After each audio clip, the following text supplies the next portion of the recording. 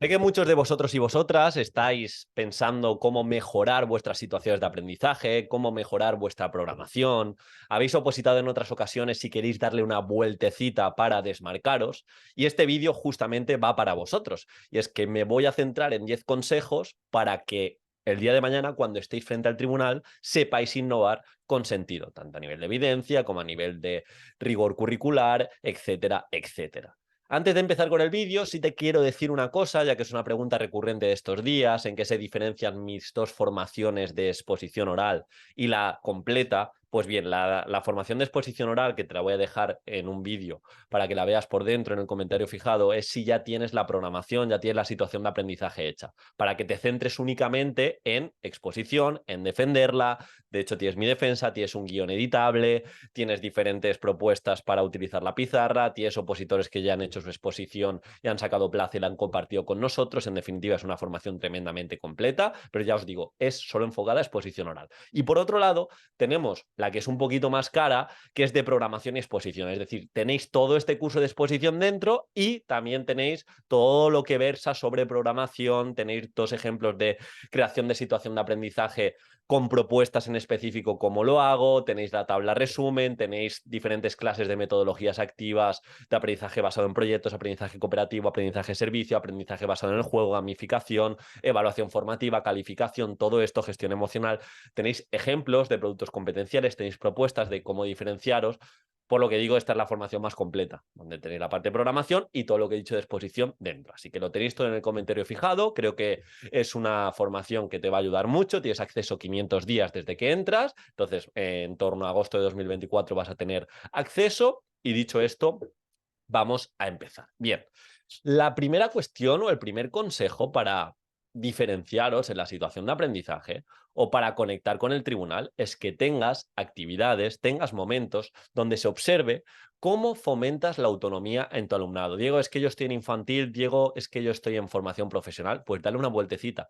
¿En qué momento tu alumnado va a tomar decisiones? Y aquí entraría lo que hemos hablado en otros vídeos de autoevaluación, de coevaluación, de si hay un aprendizaje basado en el juego utilizando un tablero que tome una decisión, que no únicamente lo llevemos por un camino ya preestablecido. Entonces, sí o sí, tiene que haber esos momentos de autonomía. La segunda pregunta que te va a ayudar a diferenciarte a la hora de programar es que, más allá de esa atención a la diversidad, tengas muy en cuenta si todo tu alumnado tiene experiencias satisfactorias. Si hemos visto las entrevistas anteriores que hemos hecho, muchas de las preguntas han ido referidas a esa atención a la diversidad. Tengo un alumnado TEA, tengo un alumnado con trastorno de atención. ¿Cómo vas a hacer que en esta propuesta de exposición, en este aprendizaje cooperativo que planteas, tenga experiencias de aprendizaje positivas? O, dicho de otra manera, que se sienta capaz, que interactúe de igual manera que tu alumnado, si no es con los medios suficientes, o sea, con los medios que tiene el otro alumnado o con sus capacidades, no pasa nada. Partiendo de su capacidad, utilizando el diseño universal para aprendizaje, pues que tenga esas experiencias de aprendizaje positivas. Y aquí entran los diferentes niveles de crecimiento. Aquí entran los diferentes ritmos de aprendizaje, aquí entran las diferencias en tu alumnado, la agrupación, etcétera, etcétera. El tercer consejo es cómo gestionas los recursos que tienes en el centro.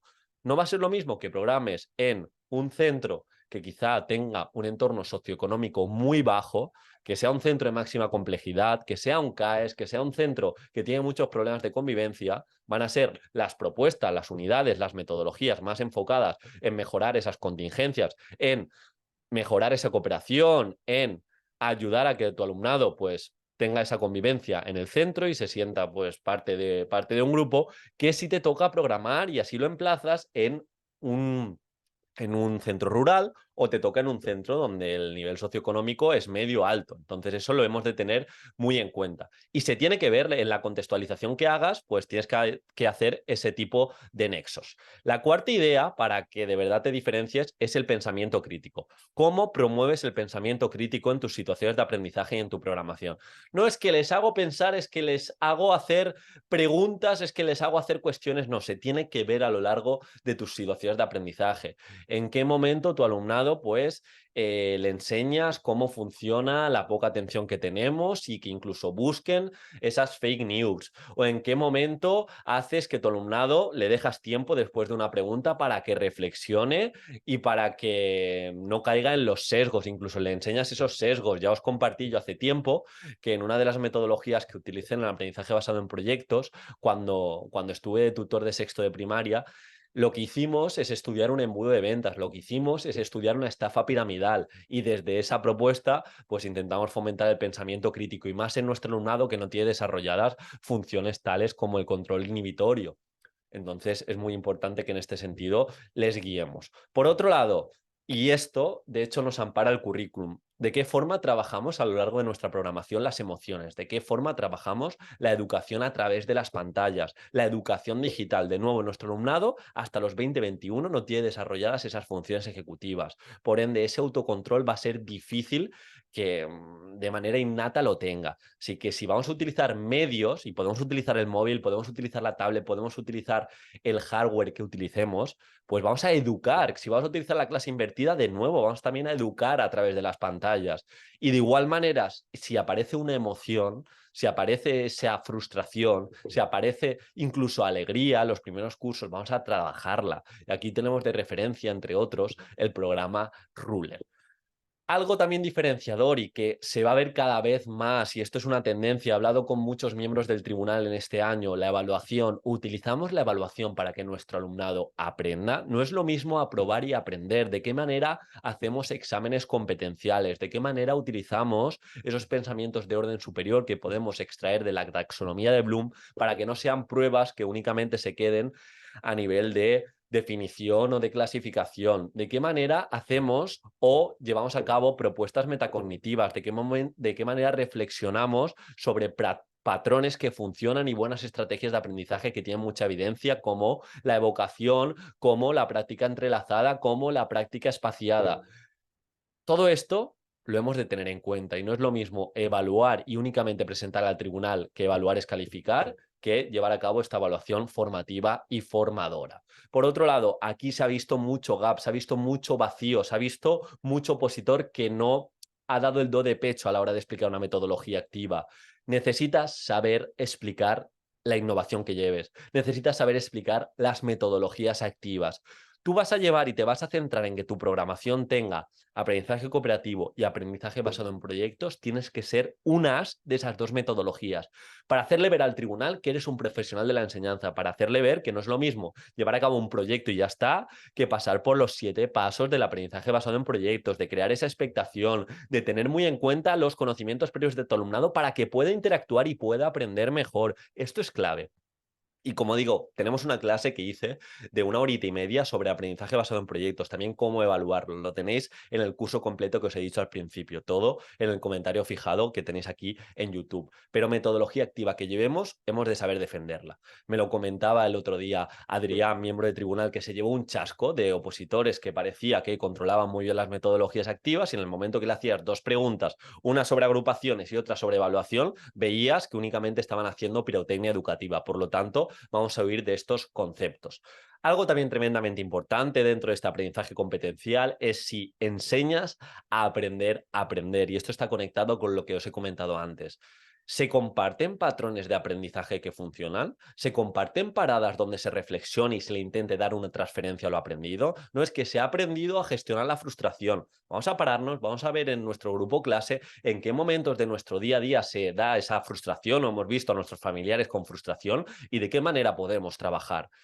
Enseñamos a nuestro alumnado a repasar, enseñamos a nuestro alumnado a coevaluar y a dar ese feedback formativo. Pues eso es la diferenciación entre alguien que sí va cubriendo los estándares que aparecen y que tiene el tribunal y alguien que de verdad es un profesional de la enseñanza, o al menos es que no necesitas ser un profesional de la enseñanza en la oposición, necesitas demostrarlo en el tiempo que tienes y eso es lo importante.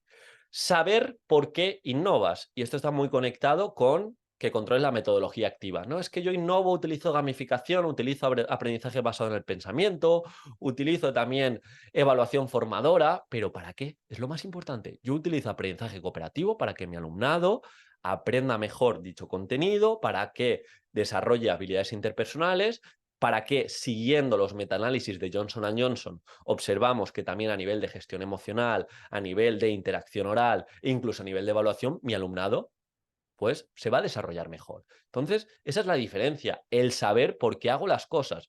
Yo llevo metacognición para que mi alumnado, su aprendizaje perdure en el tiempo y no dure pues una semanita, que es lo que dura si no repasamos. Entonces, vamos a hacerle ver al tribunal el por qué innovamos, cuál es el beneficio del alumnado y cuál es el beneficio del docente. Y algo muy importante, sobre todo a nivel de programación y a nivel de esa evaluación formativa que lo cambia todo, es cómo y para qué implicas a la comunidad educativa. Haces trabajo interdisciplinar, entran otros docentes a tu aula, te coordinas con otros docentes o hablas con o en algún momento haces algún trabajo coordinativo con las familias o con el equipo directivo o incluso con otros alumnos para hacerse un aprendizaje, para hacer un aprendizaje servicio, pues de todo eso vamos a intentar que nos den feedback, vamos a intentar conectar y darle transferencia más allá del horario escolar y por ende se va a alcanzar ese aprendizaje competencial. Así que he querido compartir estas 10 cuestiones, estos 10 consejos para que innovemos con mucho más sentido, para que nos hagamos preguntas y sobre todo